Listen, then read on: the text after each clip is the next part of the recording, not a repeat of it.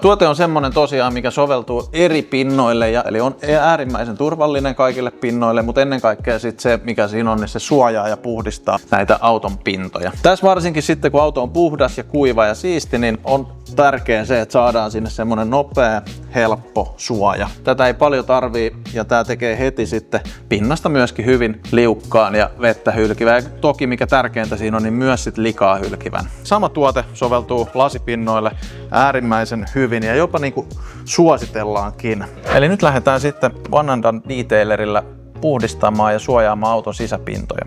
Tässä on UV-suoja ja keraaminen suoja samassa, eli auringonpaiste ja muu, niin ei pääse sitten samalla tavalla vaurioittaa muoviosia tai muita, mitä auton sisäpinnoilla myöskin on. Se näkee hyvin, että sinne on tullut kaiken näköistä jälkeä tässä ja kengistä tietysti tulee, niin puhdistetaan sitä.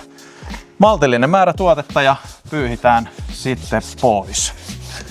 Tämä on hyvin riittoisa tuote ja pystytään helposti tekemään sisäpuhdistus sitten. Niin me pystytään samalla tuotteella myös sitten puhdistamaan nämä näytötkin.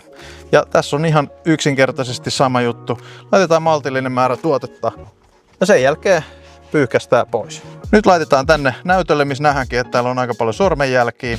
Niin laitetaan siihen ihan suihkaisu ja sen jälkeen pyyhitään pois. Käytännössä, niin kuin tässäkin nähdään, on kiiltävän mustia osia täällä sisäpinnoilla ja muuta, niin tällä tuotteella niin ei minkäännäköisiä jäämiä jää eikä muuta sinne, eli pystytään käsittelemään ne tosi hyvin. Nyt meillä on sitten tietysti vielä, meillä on nahkapenkki tässä, joten se meidän pitäisi käsitellä. Musta penkki niin ei hirveästi näy, mutta aina on jotain likaa ja epäpuhtauksia siinä.